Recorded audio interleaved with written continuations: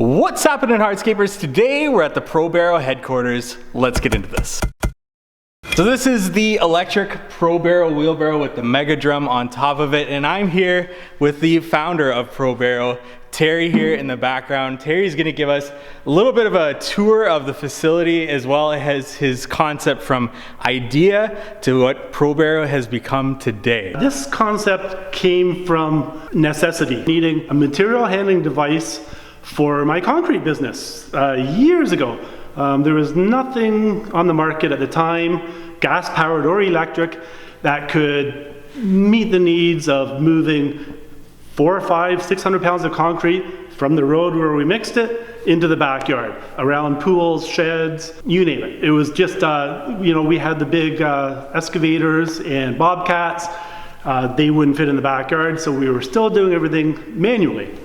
So I started, this is going back, I don't want to age myself, over 15, 16 years now, redesigning a manual, because 6, 7, 8 hours of carrying a manual, your arms were stretched like a monkey. So I just started playing with geometry and the balance of it, make it easier to use. And then I got into Frankenstein them, I called them, some gas-powered models. I used to rob transaxles from lawn tractors and scooters, whatever I could find, and we used to build them for the franchise. That became a problem. 6:30 in the morning, neighbors didn't want to hear the noise, the gas engines were flooding, the guys, they were breaking cables and clutches and chains.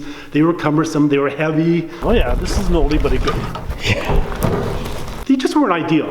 So I started into the electric model. Years before Tesla and electric chainsaws, and it seems like today everything is electric. We needed something quiet, robust, easy to use, intuitive. I had a checklist, as long as your arm, the things I wanted it to accomplish. And it was a big checklist, and I just started Frankensteining these electric ones, and if it didn't work, back to the drawing board, redesign it for the next season, go back out, see if it would work. So this was battery powered? Yeah, oh yeah. This one you start to see the concept come together. It just got better and better and better. 5, 6, 7, 8, 9 years of tweaking this, we finally had a perfected electric model. It didn't look like these, it was Frankenstein, it was pipes, no logos on it, no powder coat paint, but they worked. They just worked, they were robust, they were intuitive, easy to use. The new guy on the site could use it in less than a minute. You turn it on, it goes. No choke, no gas, no pulling, no gears. It was great. 5, 6, 7 years in the postal business driving these things around, we constantly got feedback from other contractors, pool guys. Where'd you get that? Where'd you get that? That thing's neat. Where'd you buy it? Yeah, we didn't buy it. We just make it for the franchise. We use them. We have a couple on board each trailer.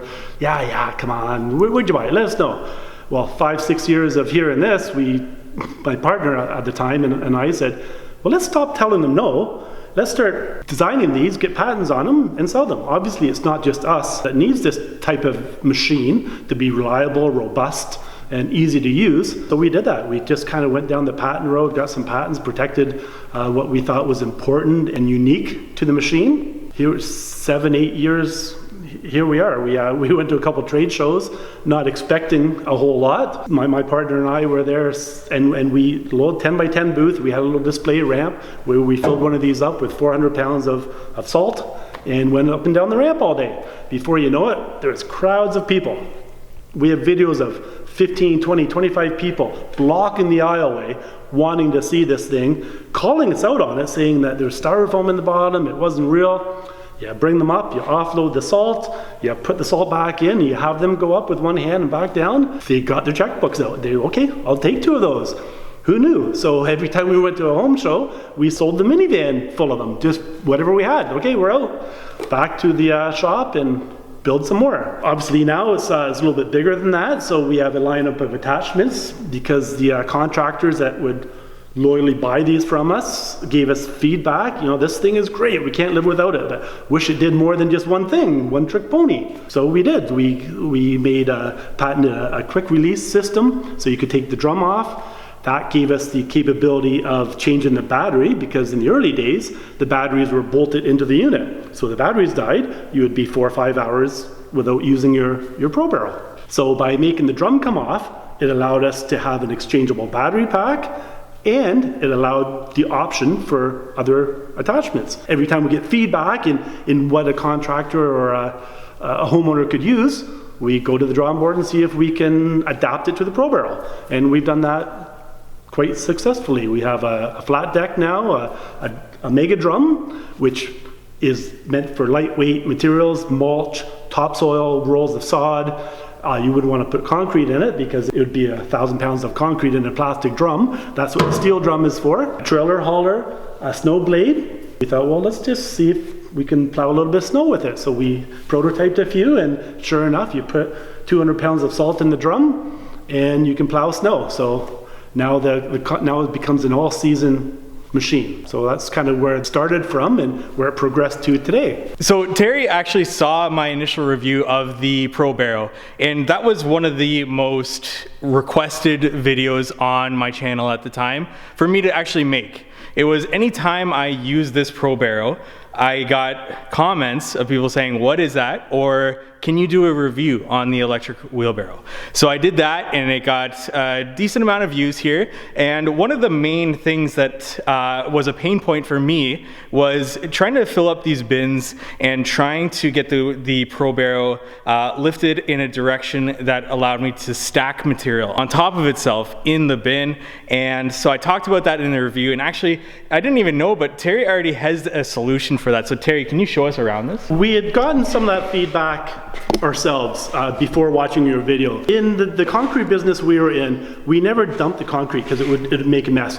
It had to be more precise. So we always shoveled out of the Pro Barrow into the footing, into the sonotube, into the form, wherever it needed to go. Not realizing tipping was a necessity of the machine. Given feedback from other contractors dumping dirt and other things, we realized that it needed to tip better. So what we've come up with is a set of bolt-on roll bars. All those, quite simply said, is it just picks up the pivot point right after the tires leave the ground, makes it almost effortless to tip. It also leaves you a little bit more of a discharge for the material, so it'll bring the drum right up on a vertical and allow the discharge. A little wobble, and you can, off you go. So one thing that I mentioned in the review had to do with the battery going low and the machine coming to a complete stop. And the thing that I like about Pro Barrow and Terry here is that with all this feedback that they get, they've actually made improvements on the machine and taken in that user feedback. There's a safety feature that was programmed into the controller that if the battery depleted its voltage down below a certain amount, that for safety reasons the machine would shut down.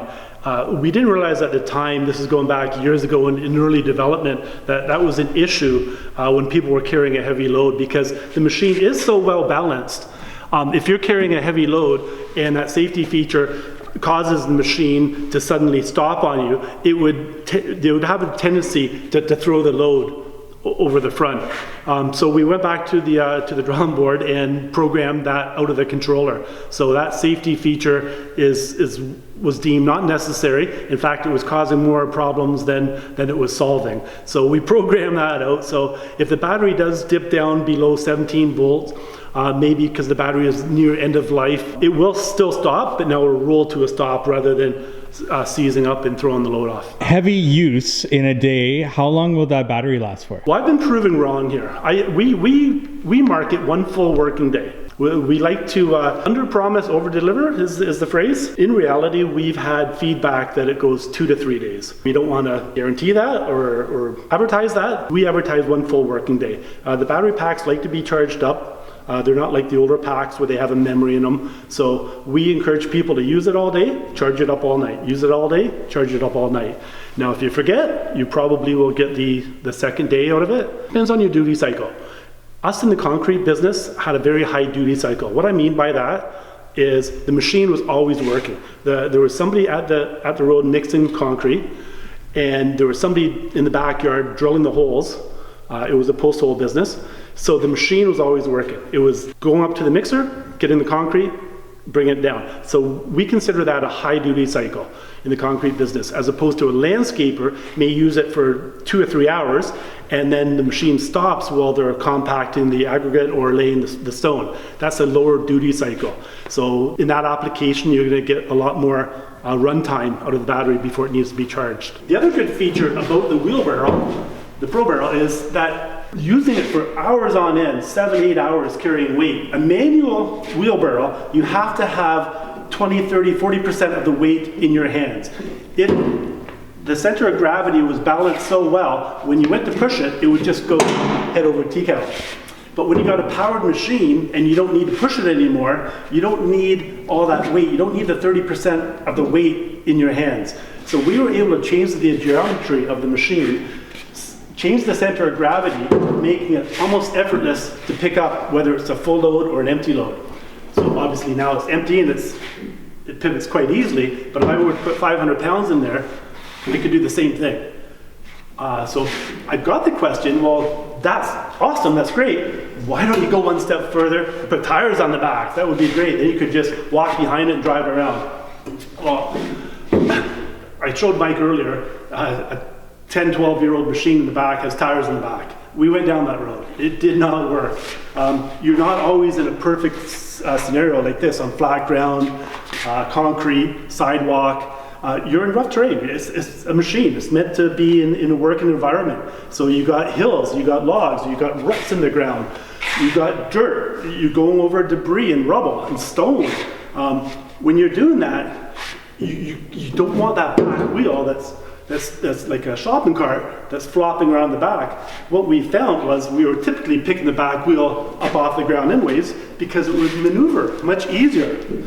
But now you're carrying the back wheel and it's not doing anything for you. So we decided just to work on the geometry, work on the center of gravity, make it effortless to pick up, and remove the back wheels.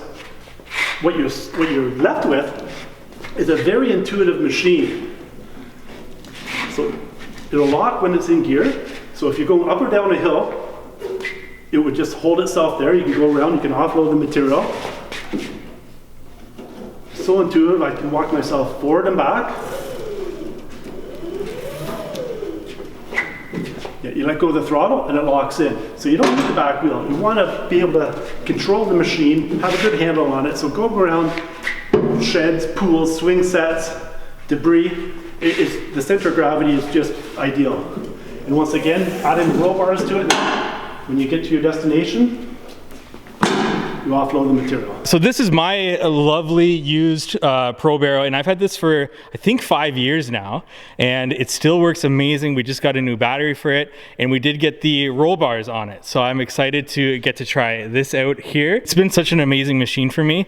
The power behind it, and especially for my business when I was first starting, having that low profile as opposed to buying that gas-powered wheelbarrow was important to me because I didn't have a trailer at the time, and I wanted to get this under my tonneau cover on the truck, and you just can't do that with the gas-powered wheelbarrows. My one concern would have been the power, but this completely proved me wrong, and anybody that I talked to about the electric, of how powerful this Pro Barrow is for me and how amazing it's been for my business. Okay, so if you're interested in Pro Barrow, the link will be in the description below to check out their website, but any questions, comments, leave them in the comment section below. Like this video if you found it helpful for whatever reason. But Terry, where can our audience actually go to find out more about Pro Barrow as well?